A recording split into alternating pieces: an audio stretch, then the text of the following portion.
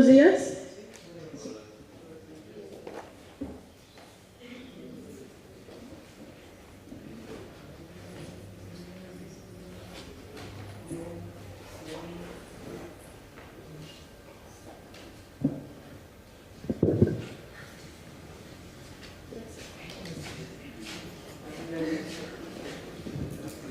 Buenos días, compañeros. Bueno, vamos a comenzar la presentación de hoy. Nosotras somos el equipo 3 y vamos a hablar sobre trastornos endocrinos y de tejido conectivo. Mis compañeras, Susana Ávila, Alejandra Cabrera y Ariadna Beltrán. Los objetivos de la sesión, aquí los redactamos, los vamos a ir abarcando poco a poco.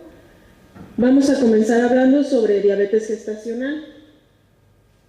¿Cuál es la definición según la ADA? La diabetes gestacional es cualquier grado de intolerancia a la glucosa que fuera reconocido por primera vez durante el embarazo. Las mujeres que son diagnosticadas en el primer trimestre del embarazo debe correlacionarse más con una diabetes mellitus tipo 2 o raramente la 1. La epidemiología de esta enfermedad es que a nivel mundial su prevalencia es del 7% y varía en un rango de 1 a 14%. En México se reporta una prevalencia de 8.7 hasta 17.1. Sin embargo, cabe mencionar que de toda la prevalencia de diabetes en el mundo, solo el 1.5% tiene atención médica y se le revisa de forma integral. Además, aproximadamente el 45% no saben que son diabéticos.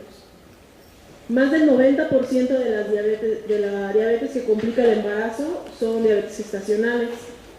Y hay un aumento actualmente de mujeres embarazadas con diabetes tipo 2. Esto se debe a que la obesidad ha ido en aumento y en edades mucho más tempranas, por lo que el síndrome metabólico comienza antes y entonces las mujeres se embarazan y así es como ocurre que hay más prevalencia de diabetes tipo 2 más que gestacional. Esta es una gráfica que está en el Williams, la cual ejemplifica, este es de Estados Unidos, la prevalencia de diabetes y la edad.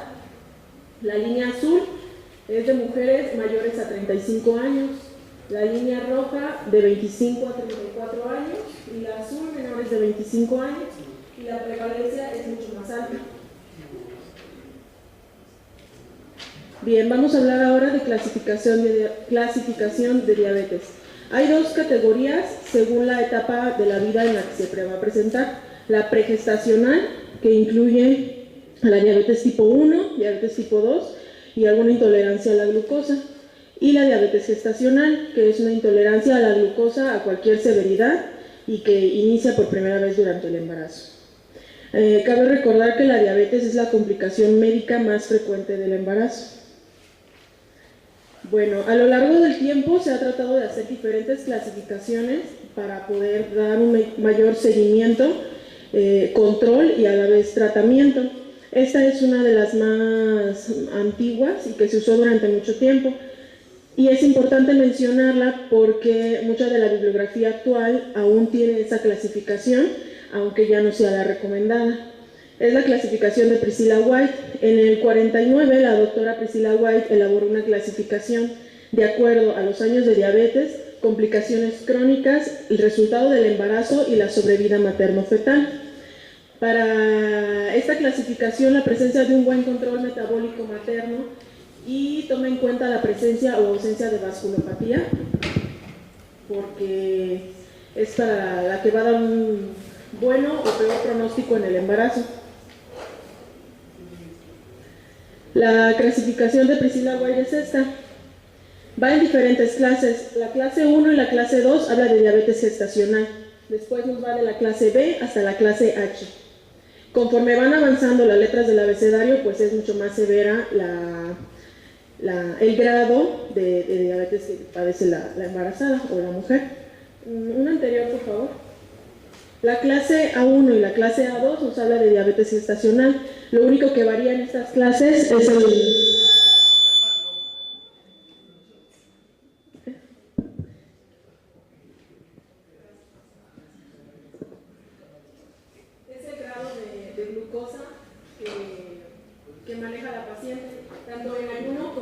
postpandreal, menor a 105 y mayor a 105, y postpandreal más de 120 o menor a 120. La clase A1, el tratamiento recomendado aquí era la dieta. A2, la insulina. La clase B y la clase C, ambas con ninguna enfermedad vascular, y la diferencia entre ellas, igual, la edad de inicio y la duración. Y el tratamiento, la insulina.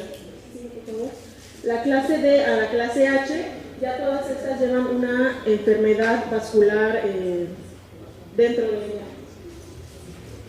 A la anterior, por favor.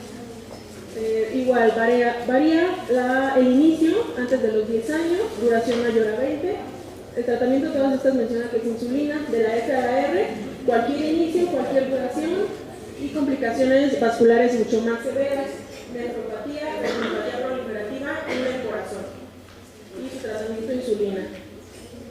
Bien, ahora, aproximadamente en la década del 90 se usó esta clasificación, y después se viene a reemplazar por una recomendada del Colegio de Obstetricia y Ginecología, el cual dice que el factor principal para el manejo de la diabetes es en qué momento se presentó, si fue pregestacional o ya en el periodo gestacional, ya que un control glucémico en las primeras semanas del embarazo, o sea, la embriogénesis, en este caso el pregestacional, tiene una influencia directa en la embriogénesis. Esta es la clasificación recomendada por el colegio. Entonces vamos a diabetes gestacional, una diabetes diagnosticada durante el embarazo, una diabetes tipo 1, que es una destrucción de las células B que provoca casi siempre deficiencia absoluta de insulina, y aquí hace otra clasificación en A y B, solamente mencionar si hay complicaciones vasculares, y B, A sí y B con, y mencionar cuáles. Pero nada más. La diabetes tipo 2 es una diabetes por secreción inadecuada de insulina ante mayor resistencia insulínica, igual si tiene complicaciones vasculares o no las tiene. Y otro tipo de diabetes, como de origen genético, relacionada con enfermedades pancreáticas o secundaria a fármacos. Bien, ahora vamos a hablar, ya dejamos de un lado la clasificación, las modificaciones que sufre la madre durante el embarazo y que son diabetogénicas para ella. La que sigue. Bueno, estas modificaciones metabólicas se llevan a cabo ya que la madre va a comer, digamos, episódicamente, 3 veces al día, 5 veces al día, pero un feto no puede estar comiendo así. La alimentación del feto es continua. Entonces, la madre debe de asegurar que todos los nutrientes estén llegando constantemente y cada minuto al feto. El feto se va a alimentar principalmente de 3 elementos: glucosa, aminoácidos y lípidos. La glucosa es la principal fuente de alimentación del feto. Esta va a pasar a la placenta por difusión facilitada. La glucemia del feto va a variar directamente de la glucemia de la madre. Por eso es que la madre debe mantener concentraciones óptimas de glucosa en la sangre, y para esto ella hace modificaciones en su cuerpo, que es una ligera resistencia a la glucosa a nivel periférico, para que haya mayor disponibilidad de glucosa, pase a la unión útero-placentaria y de ahí al feto. Los requerimientos de glucosa van a ir aumentando progresivamente al embarazo. Al final de la gestación, el feto necesita 6 miligramos por kilogramo por minuto. Los aminoácidos, esenciales para el crecimiento y la síntesis de proteínas del feto. Y los lípidos. Estos van a presentarse a nivel sanguíneo en la madre como ácidos grasos libres. Eso es lo que significa aquí AGL. Entonces, en el primer trimestre hay un aumento de los AGL y de cuerpos cetónicos. En el tercer trimestre va a haber un mayor aumento, y esto se va a correlacionar con insulinoresistencia en la madre. La que sigue, por favor. Durante periodos postpandreales, ¿qué va a pasar? Hay una elevación de insulina y de las glucemias maternas. hay una supresión relativa del glucagón y una elevación de las lipoproteínas transportadoras de triglicéridos. Estos tres acontecimientos que van a suceder en periodos postprandiales en la madre son las características que yo les mencionaba, son esas modificaciones metabólicas que la madre debe de realizar para asegurar el transporte de estas tres sustancias, de glucosa, de aminoácidos y de lípidos. Esta acentuación de fenómenos va a dar un efecto anabólico a la unión feto-placentaria, pero a la vez es una condición diabetogénica para la madre. Durante los periodos de ayuno o interpandriales hay una cetoacidosis acelerada después de 2 horas o 3 horas aproximadamente de ayuno. ¿Esto a qué se debe? A un consumo fetal. De una mujer no embarazada a la embarazada, el consumo de glucosa hasta se cuadruplica, de 2 a 4 veces es mayor. Por eso es que la mujer va a presentar una cetoacidosis acelerada.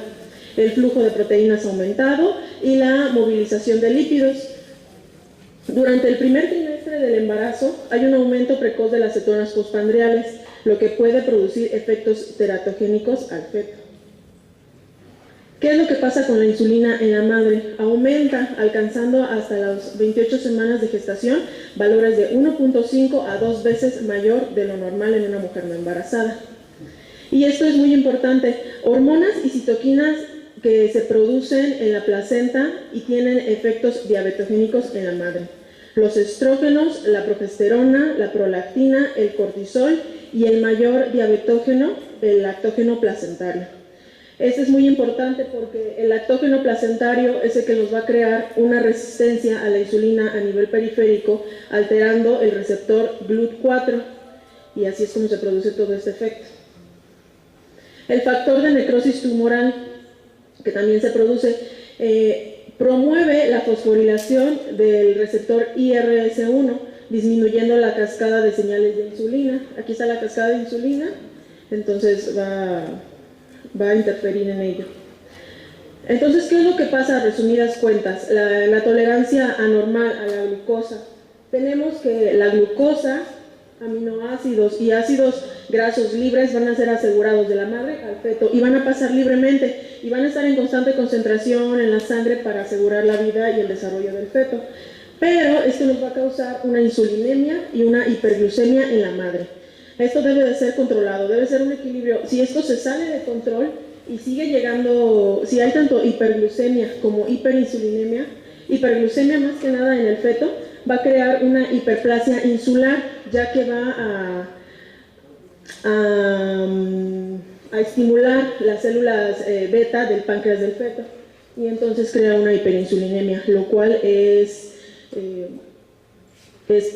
totalmente malo para el feto. De hecho, esto es lo que ocasiona que en bebés que vinieron de una madre con diabetes gestacional en el embarazo sean más propensos a crear alteraciones de glucosa durante la infancia. Los efectos de la diabetes gestacional, ahora, ¿qué es lo que causa en el feto? Es de lo que vamos a hablar. Anomalías congénitas es lo principal, de 4 a 10 veces mayor. Las anomalías más frecuentes son las cardíacas, después del sistema nervioso central como anencefalia, regresión caudal y posteriormente las genitourinarias. Y estas se deben o se pueden evaluar en ultrasonidos de 16 a 18 semanas de gestación. La macrosomía fetal, que es un mal control metabólico o aumento de la insulinoresistencia. Se observan ultrasonidos de 20 a 24 semanas, hay un aumento hay un aumento del perímetro abdominal y la longitud femoral, y estos son indicadores confiables de una macrosomía fetal. Restricción del crecimiento uterino. Las complicaciones vasculares crónicas van a producir una insuficiencia útero-placentaria y entonces esto va a implicar la falta de oxígeno al feto y entonces una restricción del crecimiento uterino. La hipoglicemia neonatal, pues básicamente diagnosticarlo durante el embarazo, preverlo para que en el momento del nacimiento el neonatólogo esté preparado para esa condición. El diestrés respiratorio, ¿qué es lo que va a pasar? El cortisol va a reducir la síntesis, va a encargarse de la síntesis de lecitina, a lo cual la insulina va a antagonizar esta acción. Por lo tanto, si hay una hiperinsulinemia, va a haber una menor síntesis de lecitina y entonces una menor material para toda la síntesis del aparato respiratorio y la función respiratoria. Los indicadores de madurez pulmonar, el índice lecitina-esfingomielina mayor a 2, fosfatidilglicerol y fosfatidilinositol. Otro efecto, la hipocalcemia, policitemia y hiperbilirrubinemia. Bien, la que sigue, por favor. ¿Cómo hacemos el diagnóstico de diabetes? Tenemos la primera visita, el control prenatal en el primer trimestre, menor a las 13 semanas. Una glucemia casual mayor a 2000 miligramos, una glucemia en ayuno mayor a 126, nos va a llevar a un diagnóstico de diabetes mellitus tipo 2. Una glucemia en ayuno mayor a 2, menor a 126, pero mayor a 92 miligramos sobre decilitro, se tiene que corroborar haciendo una curva de tolerancia a la glucosa con un valor alterado o una prueba de hemoglobina glucosilada que resulte un valor mayor a 6.5, también nos va a llevar al diagnóstico de diabetes mellitus tipo 2. El caso contrario sería que tuviéramos una glucosa menor a 92, entonces se deja así a la madre y se le sigue el seguimiento en el segundo trimestre. En el segundo trimestre se va a evaluar mujeres con alto riesgo y con bajo riesgo.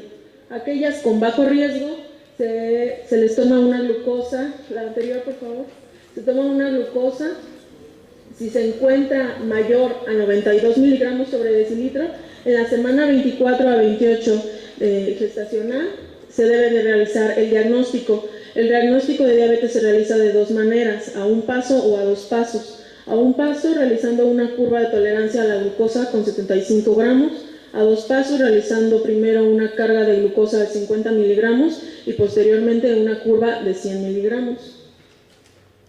Nos lleva al diagnóstico de diabetes gestacional. La que sigue, por favor. Factores de riesgo alto, igual, se evalúa con primer paso o dos pasos, haciendo una curva de tolerancia, un valor, y después y la otra forma, 50 gramos de glucosa más la curva de 100. La que sigue, por favor. Las cifras diagnósticas, un paso, dos pasos, la curva de 75 gramos, un valor alterado, 100 gramos, dos valores alterados, y estos son los valores normales. La que sigue, por favor. ¿Cuál es el tratamiento?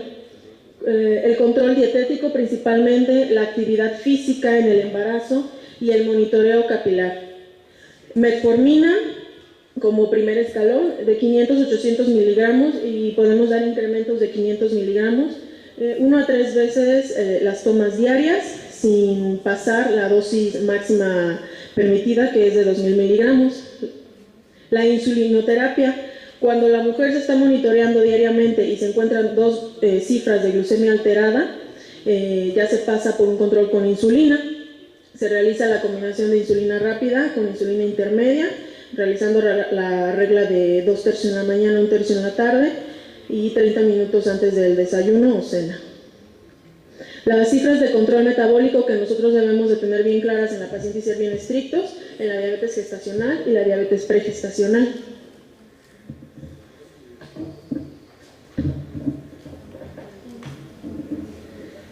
Hola compañeros, a mí me toca hablar sobre enfermedades tiroideas, enfermedades paratiroideas, suprarrenales.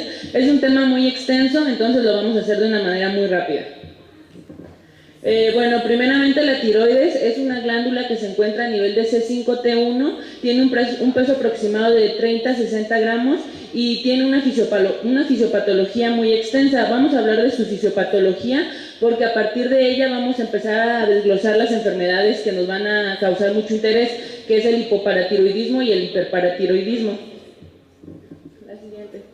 Bueno, la fisiología en esta imagen podemos ver que se ve una cosa muy sencilla. A nivel del hipotálamo se produce la hormona liberadora de tirotropina, a nivel de la hipófisis la hormona secretadora de hormonas tiroideas y a nivel de la tiroides se va a encontrar las hormonas tiroideas T4 y T3, pero no es así de sencillo. La siguiente, por favor. Es un poco más complicado que todo esto. A nivel del hipotálamo, como ya mencionamos, hay una hormona que se llama la hormona liberadora de de hormonas tiroideas. Esta hormona liberadora de hormonas tiroideas va a estimular a que a nivel de la adenohipófisis se produzca la hormona liberadora de tirotropina, la TSH. Aquí está, la TSH. La TSH va a ser muy importante para diagnosticar el hipotiroidismo y el hipertiroidismo. Después de que se produce la TSH a nivel de la tiroides, se va a ver muchísimos cambios. La TSH va a llegar a los receptores de la tiroides que se encuentran transmembrana acoplados a proteína G. Estos receptores van a estimular a que en la coloide, que es a nivel de la tiroides está producida por células tiroideas, por coloide. ¿Le regresas una, Susi, por favor? Otra. No, para atrás. ¿Se escucha muy fuerte? Perdón, aquí. Ok, ya. En la glándula tiroides está formada por células tiroideas, paratiroideas y en la coloide. La coloide, que es esta, va a estar la tiroglobulina, que es una hormona, que es una proteína, estratégica para la formación de hormonas tiroideas. En las células tiroides se van a liberar la T4 y T3 y en las paratiroideas se va a producir la calcitonina, que es un paso muy importante para las enfermedades de las hormonas paratiroideas. En la coloide se encuentra la tiroglobulina, como ya mencioné, que es una proteína que al momento de hidrolizarse va a producir aminoácidos. Los aminoácidos más importantes en este paso va a ser la tirosina. Entonces, lo primero que pasa para la fisiología de la tiroides es que nosotros ingerimos yodo. Al ingerir yodo, nuestro intestino lo va a convertir en yoduro. Ese yodo va a viajar hasta aquí, hasta la glándula tiroides. Ahí el yodo se va a encontrar con la tiroglobulina de la coloide, favorecido por la TSH. Se va a unir a un aminoácido, va a formar una monoyodotirosina gracias a la TPO. La TPO es la tiroperoxidasa, que es un paso muy importante para el tratamiento del hipotiroidismo y del hipertiroidismo. Después van a unirse dos yodos y una tirosina y van a formar monoyodotirosina. Al unirse 4 diyodostirosinas van a formar una tetrayodotirosina y va a formar la tiroxina, que es la T4. La T4 se va a formar en las células foliculares y va a viajar unida a una TBG y después se va a salir a la circulación sanguínea y en la circulación va a actuar a nivel de otros órganos. Sí, eso ya. Las hormonas es una sustancia que va a actuar, que se va a producir en un órgano, pero que va a salir a la circulación, como ya lo mencioné, y va a actuar a nivel de otro órgano y lo va a estimular para que tenga una función.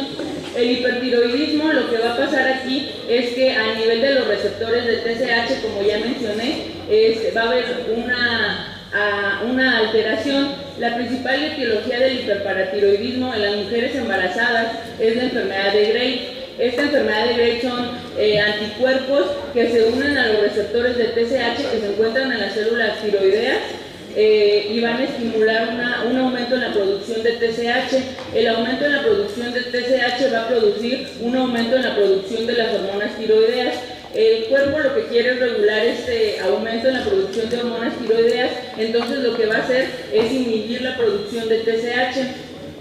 Para inhibir esta producción en el hipertiroidismo, el diagnóstico se va a hacer por medio de una TSH baja y T4 aumentada. Las manifestaciones fetales del hipertiroidismo son una tirotoxicosis gaseosa que es causada por estos anticuerpos que atacan a los receptores TSH, una hidropesia no inmunitaria y puede causar hasta la muerte fetal. Por eso es importante que a las mujeres con hipertiroidismo se les dé tratamiento. La siguiente, sí, por favor. Perdón. El tratamiento del hipertiroidismo, ya habíamos mencionado, se utiliza el UPT, que es el metimazol y el propiltiuracilo. El metimazol se utiliza después del primer trimestre. ¿Por qué? Porque puede causar daño a nivel de la organogénesis. Entonces, es preferible utilizar con el propiltiuracilo, pero en los centros de salud no hay propiltiuracilo, entonces utilizan primeramente metimazol.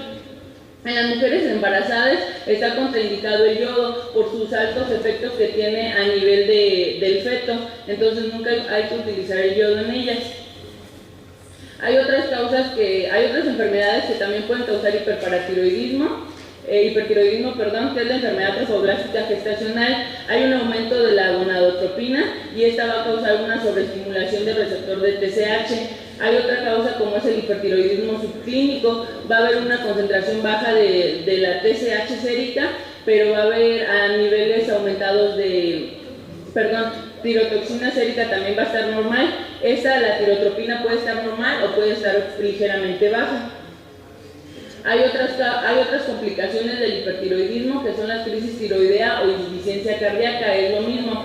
Este es un estado hipermetabólico agudo que va a poner en riesgo la vida de la paciente, por eso es tan importante tratar el hipertiroidismo en ellas. Tiene efectos miocárdicos muy intensos y está causado por las tirotoxinas, por el aumento de las T4, va a causar esta insuficiencia cardíaca. También puede llevar a una miocardiopatía dilatada. Hay otra complicación que son las hiperemesis gravídicas, es el aumento de las náuseas y del vómito en las mujeres embarazadas. Se va a causar esta hiperemesis por la estimulación de los receptores de TSH, porque hay una gran concentración de gonadotropina. Recordemos que los grandes niveles de gonadotropina en las mujeres embarazadas aumentan los niveles de TSH en ellas. Siguiente, por favor. El tratamiento, como ya les mencioné, contraindicado el yodo. Hay que también darnos cuenta que en las mujeres embarazadas va a haber cambios a nivel de la glándula tiroidea que son muy importantes. En ellas va a haber un aumento de esta glándula. Va a ser fisiológico, también va a haber un aumento de las hormonas tiroideas, eso también va a ser fisiológico, y también en ellas va a causar una disminución de la TSH, eso también va a ser fisiológico. Por eso en ellas hay que tener cuidado porque muchas de las veces diagnosticamos un hipotiroidismo y esto no es así. Hay que seguir evaluando a la paciente desde su inicio hasta el final del embarazo y ver si tiene los síntomas del hipotiroidismo para darles tratamiento. Como ya mencioné, propiltirouracilo se les da de 100 miligramos a 600 miligramos, es la primera opción que se utiliza, y ya después hay que dar metimazol después del primer trimestre, pero ya mencioné que el metimazol pues solamente es el único que hay en las estancias médicas. El hipotiroidismo, pues ya todo el mundo sabemos las alteraciones que tiene a nivel de las mujeres empiezan a aumentar de peso porque su metabolismo está muy disminuido, tienen intolerancia al calor, todo lo que las hormonas causan a nivel del sistema metabólico.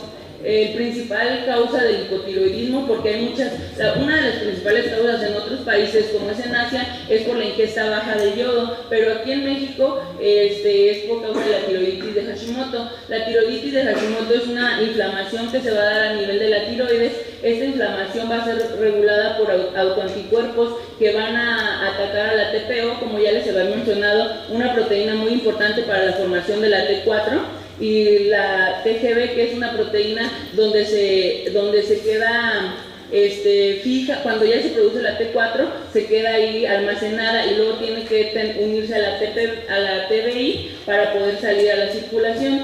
Entonces, estos anticuerpos destruyen estas dos proteínas y les van a causar a las mujeres el hipotiroidismo. Después van a causar un proceso inflamatorio a nivel de la glándula tiroidea y le va a causar una disminución de las proteínas. La tiroxina se va a encontrar disminuida y la TSH va a estar aumentada. ¿Por qué? Porque el sistema lo que quiere es compensar esa ausencia de tiroxinas y entonces empieza a aumentar su producción.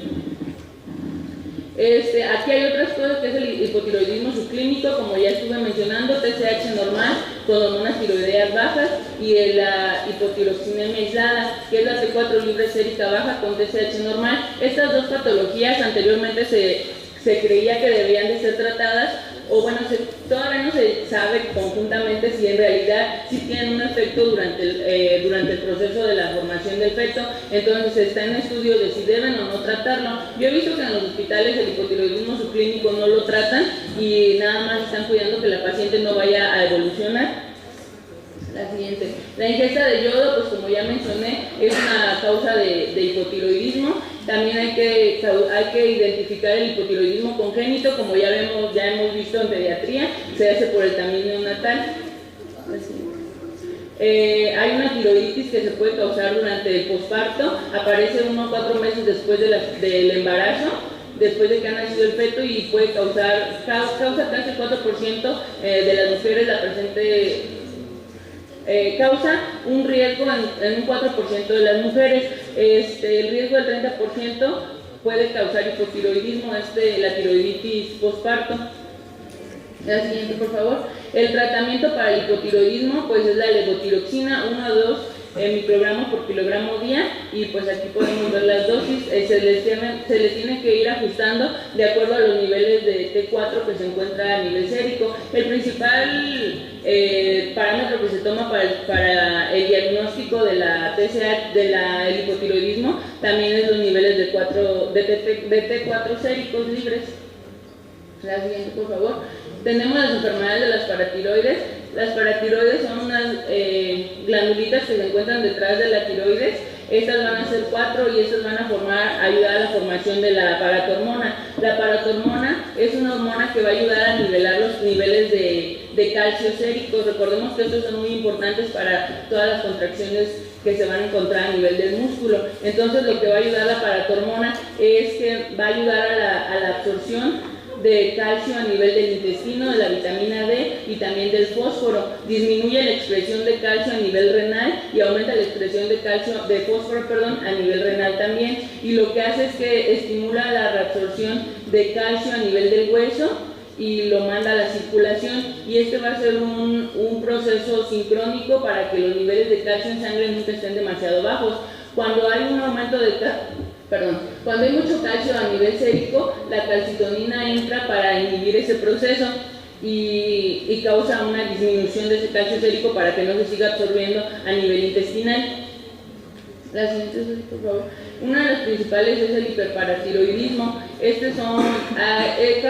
pocos casos del hiperparatiroidismo que causen hipercalcemia. Son muy pocos los casos documentados. La etiología principal es el adenoma paratiroideo. Recordemos que hay microadenomas y macroadenomas menos de 1 milímetro y macroadenomas más de 10. Los síntomas es hiperemesis, debilidad generalizada, cálculos renales y trastornos psiquiátricos.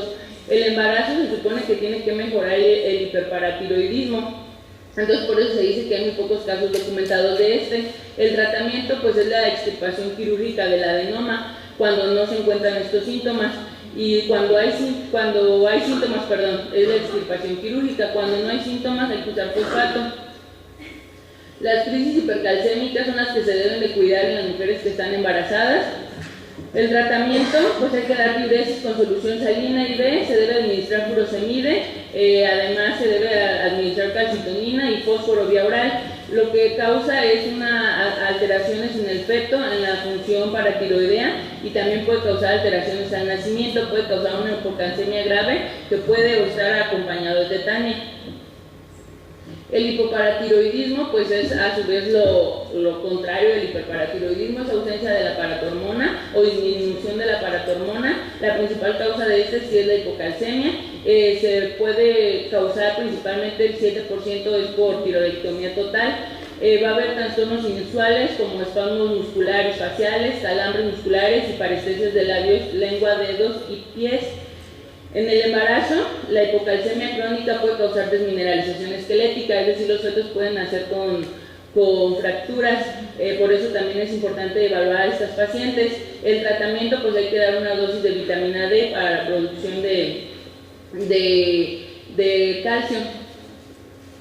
La osteoporosis es una de las causas que también se encuentra en el embarazo, es frecuente. A pesar de que en el embarazo hay aumento de calcio intracelular, se ha visto que las mujeres embarazadas pueden llegar a padecer osteoporosis. Aquí podemos ver un hueso normal con un hueso osteoporótico, se ve como hay una pérdida de calcio en ellos por aumento de los osteoclastos que causan la reabsorción del calcio. Los síntomas más frecuentes pues puede ser doloroso al final del embarazo o durante el posparto. El tratamiento pues complemento con calcio. Los trastornos suprarrenales, Las suprarrenales son unas glandulitas que se encuentran a nivel superior de los riñones. Ellas van a formar los mineralocorticoides y glucocorticoides. Los principales van a ser el cortisol y la aldosterona. El cortisol y la aldosterona se van a formar a nivel de la corteza, y a nivel de la médula vamos a tener que se va a formar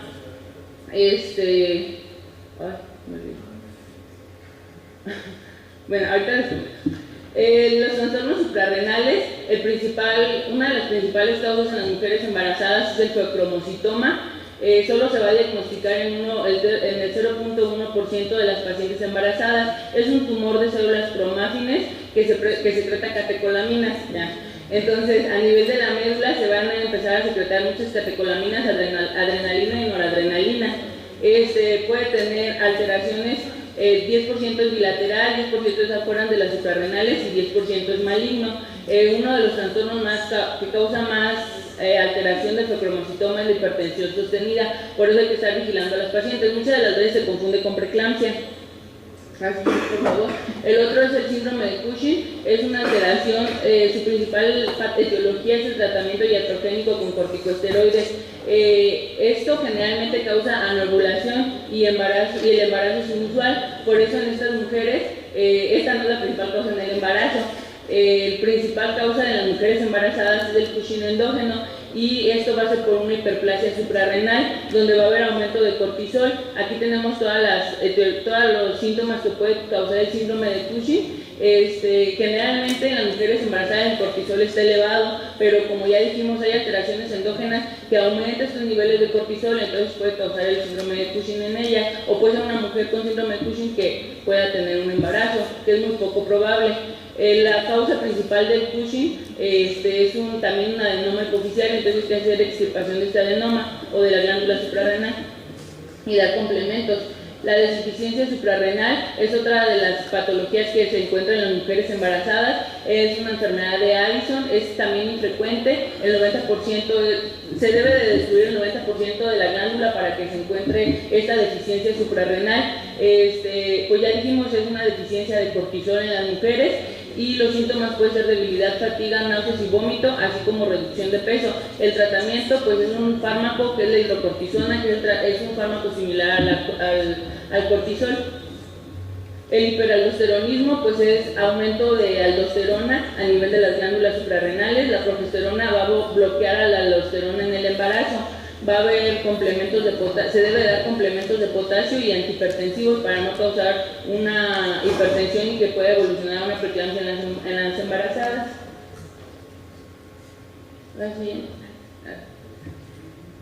Y la última que tenemos son las enfermedades hipoficiarias, que es los prolactinomas. Recordemos que la TRH también estimula la producción de prolactina, entonces en las mujeres embarazadas puede tener un prolactinoma, pueden causar síntomas. También tenemos los microadenomas, que ya hemos mencionado, los macroadenomas. No se debe de medir la prolactina sérica en las mujeres embarazadas. ¿Por qué? Porque ya hay un aumento en ellas que es normal, entonces no te va a ayudar para el diagnóstico de los prolactinomas. El tratamiento pues se utiliza bromocriptina cuando no hay síntomas, y hay que hacer una intervención quirúrgica cuando la paciente empieza a presentar síntomas del prolactinoma. La última patología que vamos a ver es la acromegalia, que es muy poco frecuente en estas mujeres, y la diabetes insípida. También, como ya sabemos, es por deficiencia de la vasopresina, y esta deficiencia de vasopresina va a causar un trastorno en el embarazo, que es la necesidad de consumir mucha agua y la diuresis aumentada. El tratamiento pues es vía intranasal de desmopresina. El último, que ya es muy poco, ya casi no se ve porque las hemorragias, bueno, se causa por hemorragias obstétricas. La hemorragia obstétrica lo que va a causar es que va a hacer una isquemia y necrosis de la hipófisis, y esto va a causar un hipopituitarismo. Ya casi no se ve el diagnóstico del síndrome de Sheehan porque las hemorragias obstétricas cada vez se están previniendo más. Y la hipófisis linfocítica, que es donde hay una alteración a nivel de linfocitos que van a causar daño en la hipófisis, y también va a causar un hipopituitarismo. Bueno, ahora vamos a comentar rápidamente los trastornos del tejido conectivo. Es una variedad de manifestaciones clínicas que principalmente van a afectar a los tejidos conectivos y todas van a estar mediadas por autoanticuerpos. Hay dos mecanismos por el cual pueden causar este daño. Uno es el mecanismo citotóxico, que va a estar dado por la unión del autoanticuerpo con un antígeno y va a causar daño celular, y el otro mecanismo va a ser por depósito, cuando estos complejos inmunitarios se depositen en el tejido y causen el daño. Sobre las enfermedades inmunitarias y el embarazo predispone ciertos cambios, por ejemplo que predominan los linfocitos T2, que los estrógenos regulan ascendentemente los linfocitos T y que la progesterona inmunosuprime. Esto va a ser más predispuestas a las mujeres a estas enfermedades. Y también se ha visto que la causa principal de muchos trastornos es el microquimerismo, que es que las células fetales salen a la circulación materna y entonces es la causa de que se produzcan estos autoanticuerpos. Estos van a causar, en general todos ellos, pérdida fetal, va a prevalecer las exacerbaciones durante el embarazo, van a nacer niños pequeños con bajo peso y tienen más probabilidades de aborto. Esto es porque la reacción autoinmune afecta a los tejidos placentarios, hay daño por depósito también de estas sustancias y también va a haber anticuerpos anti-endotelio. Y hay que tener especial cuidado en las pacientes que desean un embarazo y que pasan por hiperestimulación ovárica, porque ellas se exacerban más sus enfermedades. Vamos a hablar rápidamente de algunas de las principales enfermedades. El lupus es la principal, es una incidencia relativamente alta en el embarazo, 1 en 250, y en el lupus la mayoría de ellas, el 60%, va a exacerbarse durante el embarazo. Tienen mayor morbilidades. El lupus pues es una entidad muy extensa, muy amplia. Actualmente estos son los criterios, los del ACR EULAR ya no están actuales, estos son los más nuevos del 2011. Aquí van a ser con 4 que se cumplan, pero tiene que ser uno clínico y uno inmunológico al menos. En el lupus el tratamiento va a ser el mismo que una mujer que no estuviera embarazada. Incluso la ciclofosfamida, aunque sea teratógena, sí se puede dar siempre y cuando sea después de las 12 semanas y si el lupus está exacerbado. Los únicos que están contraindicados es el micofenolato y el metrotexato. El lupus, pues claro que puede poner en riesgo la vida de la madre y del feto. Estos son los que ya les había comentado que puede causar, pero las recomendaciones es, si la mujer con lupus se quiere embarazar, tiene que tener al menos una actividad estable de 6 meses y de preferencia no tener afección renal, se ha visto que tienen mejores resultados. Sobre la artritis, pues es mayormente en la edad reproductiva, es muy común en el embarazo, pero aquí les va un poquito mejor que en el lupus, ya que el 75% remite durante el embarazo. A veces hay cifras mayores de hasta el 90%, pero esto es como una bibliografía más confiable. Se va a caracterizar por una sinovitis, hipersensibilidad, va a ser bilateral, va a ser sobre todo de pequeñas articulaciones y pues va a ser también una serie de síntomas, pero que remiten en el embarazo, les va muy bien, aunque se exacerba posparto. El siguiente es un poco del manejo de las mujeres con artritis. Si se desean embarazar, pues hay que explicarles sobre los riesgos que tienen. Hay que explicarles que su fertilidad no se va a ver comprometida, que de eso no se preocupen. Una vez que están embarazadas, descontinuar estos 2 medicamentos sobre todo, y si se están tomando, hay que hacer una desintoxicación con colestiramina hasta que los niveles plasmáticos estén bajos, antes de que se embaracen. Hay que explicarles que de embarazarse va a ser mucho más común que el parto se resuelva por cesárea, y si durante el embarazo tienen una exacerbación, que es muy poco frecuente pero puede llegar a pasar, hay que preferir la administración intraarticular de los corticosteroides. Sí se pueden dar durante el embarazo, pero hay que preferirse local. Y la única parte donde les va un poquito más mal a estas pacientes es durante la lactancia, ya que se ha visto que se exacerba hasta 6 meses posparto. Esta es la lista de medicación con la categoría que se les da. Al igual que en el lupus, los contraindicados es nada más el metrotexato y la leflunomida. Los otros pues ya va a depender de la evolución que tengan durante el embarazo. Lo más común es que continúen con AINES a dosis bajas, Al tercer trimestre tener más cuidado por el cierre prematuro del conducto arterioso, y los glucocorticoides continúan también. Este es un link que les quise pegar, es una guía del Instituto Nacional de Salud de Estados Unidos. Aquí es para el uso seguro de medicamentos durante la lactancia, es una etapa muy delicada para la mamá y para el bebé, y se actualiza cada mes por si quieren checar algún medicamento ahí, les dejo la página. La esclerosis sistémica, esta no va a ser tan común en el embarazo porque se da más en la cuarta y quinta década de la vida, pero puede llegar a pasar, afecta la piel y otros órganos blancos. Va a haber principalmente esclerodermia proximal, como se puede ver aquí, que es el que en las articulaciones se engrose la piel, esclerodactilia, que son los famosos dedos en salchicha, y también puede dar problemas pulmonares y al corazón y al riñón. Va a ser por daño microvascular, por depósitos de colágeno y de otras sustancias.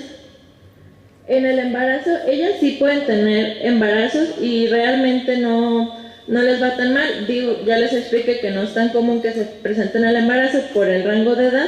Incluso algunos fenómenos mejoran, como el de Raynaud, y otros empeoran, como el de artralgia y el reflujo. Es mejor si no tienen nefropatía, pues como en todas las enfermedades.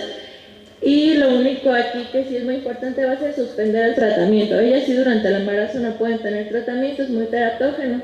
Además no es tan frecuente en el embarazo porque tienen mayor tasa de infertilidad, y sus partos se resuelven por cesárea porque hay lesión en los tejidos blandos, es más frecuente la discosia. La dermatomiositis es otra enfermedad, va a afectar la piel y el músculo, y aquí tampoco hay tanta concomitancia en el embarazo, ya que los rangos frecuentes de edad es pues edad muy chiquita o ya muy grandes. Sí se puede dar, pero no es tan frecuente. Mayormente va a haber afección cutánea, el signo de Gottron, que es esto, las pápulas violáceas con descamación, en los nudillos principalmente, y el eritema heliotropo, que es eritema alrededor de los ojos. También uno que es muy característico es el eritema en el dorso, en los nudillos y en la zona perungual. Aquí va a haber una serie de fenómenos inmunes que van a afectar la placenta, va a haber depósito de sustancias que sobre todo va a provocar oclusión de vasos y se va a disminuir el flujo placentario. También va a haber sobreproducción de sustancias proinflamatorias. Y estas pues van a afectar el embarazo, va a haber parto pretérmino, pequeña parálisis gestacional, restricción de crecimiento, y las complicaciones obstétricas aumentan hasta un 50%. No hay evidencia de que en sí el estado de embarazo desencadene la dermatomiositis, y es un buen pronóstico, como en todas estas enfermedades, mientras esté inactiva la enfermedad al momento del embarazo. El tratamiento se continúa igual, ya que no se ha visto que incremente la tasa de malformaciones, y no está contraindicada la lactancia tampoco, es un embarazo relativamente normal. Ahora, dos de los síndromes más frecuentes en los trastornos del tejido conectivo es el síndrome de Marfan. Este es igual de predominancia en hombres y en mujeres. Todos los otros son muchísimo más comunes en mujeres, por eso es más frecuente en el embarazo, pero este es igual. La razón de la que es tan importante mencionarlo es porque sí es algo fatal si llega a haber complicaciones, ya que se degenera principalmente la lámina elástica de la aorta. Hay mayor predisposición a que se generen aneurismas, y entonces es más común el aneurisma disecante de la aorta durante el embarazo. Sí es riesgo de muerte para la mamá, tiene que haber cesárea. En el momento en el que se presente un riesgo de rotura de aneurisma, se interrumpe el embarazo, y además los bebés, 50% nacen con el síndrome de Marfan. Sí, es una entidad muy peligrosa. Y por último, el síndrome de Ehlers-Danlos es una hiperelasticidad cutánea de tejidos que va a tender a la rotura de cualquier arteria. Por lo tanto, pues también es muy peligroso en el embarazo, donde el volumen sanguíneo aumenta y donde de por sí está predispuesta la mujer a que se rompan los tejidos, pues es muy peligroso. Hay varios tipos de este síndrome, pero los 1, 2 y 3, la mayoría de ellos, el 90%, son autosómicos dominantes. Aquí hay un defecto en la colágena o en la procolágena. Y en el embarazo va a haber mayor frecuencia de ruptura prematura de membranas, parto pretérmino, de hemorragia, por lo que ya les expliqué, los tejidos están más friables. Va a haber fragilidad ística, que va a dificultar hacer una episiotomía y repararla, y también la cesárea. Y también hay más probabilidad de que se rompa el útero. si llega a haber una mujer embarazada, generalmente nada más tiene un hijo por esta razón. Esto sería todo. ¿Tienen alguna duda? ¿Algún comentario? Aquí está nuestra bibliografía y gracias por su atención.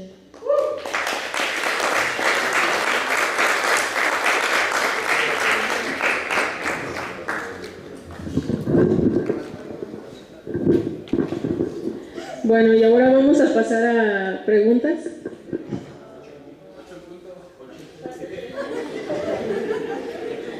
La complicación fetal mostrada en esta imagen por ultrasonido es habitualmente causada por ¿cuál anticuerpo?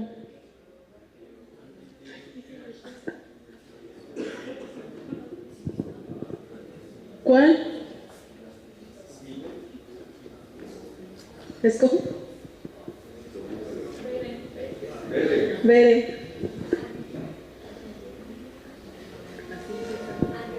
Antirro. Hay un punto.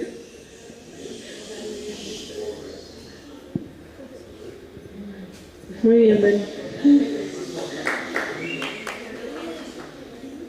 ¿Cuál de los siguientes criterios no es necesario para hacer el diagnóstico sugerido en esta imagen?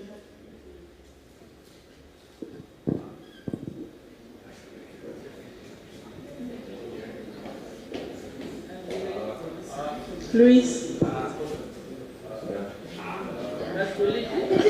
Bueno, pasamos, tenemos a Mariana Arbizu, pasó el examen nacional con un 8, primer intento de bateo de robotic, para que le pregunte cómo se hace.